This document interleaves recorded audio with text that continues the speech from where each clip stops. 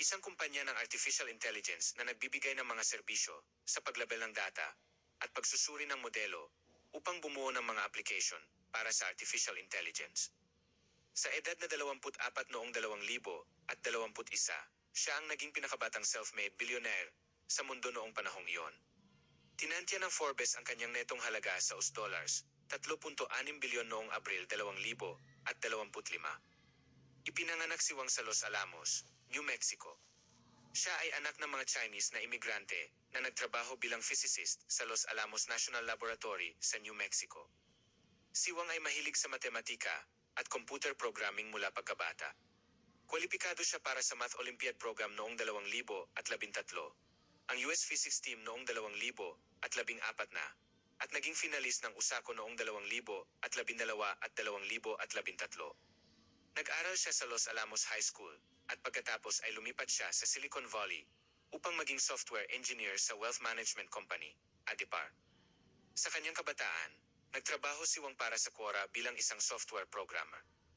Saglit siyang nag-aral sa Massachusetts Institute of Technology at nagkaroon ng stint bilang isang algorithm developer sa high-frequency trading firm na Hudson River Trading bago siya umalis sa co-found Scale AI noong 2016 na. Noong 2016 na, itinatag ni Wang ang Scale AI. Isang kumpanya ng artificial intelligence na nagbibigay ng mga serbisyo sa paglabel ng data at pagsusuri ng modelo upang bumuo ng mga application para sa artificial intelligence. Ang dating executive ng Amazon na si Jeff Wilke ay nagsilbi bilang isang kagapayo kay Wang.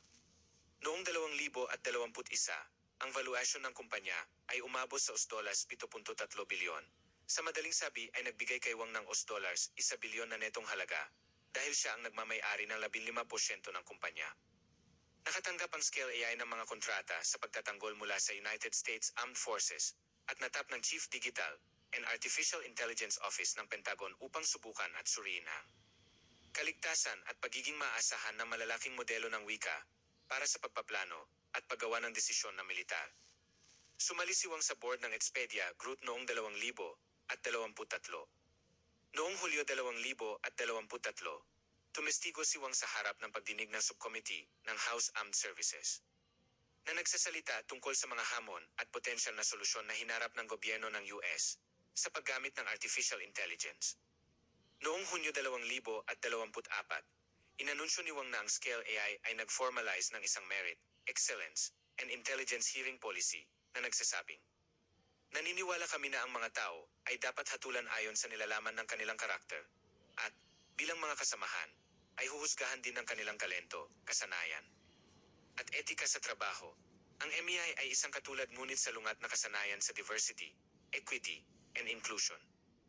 Noong Enero 2025, si Wang ay kabilang sa isang grupo ng mga tech-based na founder at chief executive officer sa ikalawang inaugurasyon ni Donald Trump.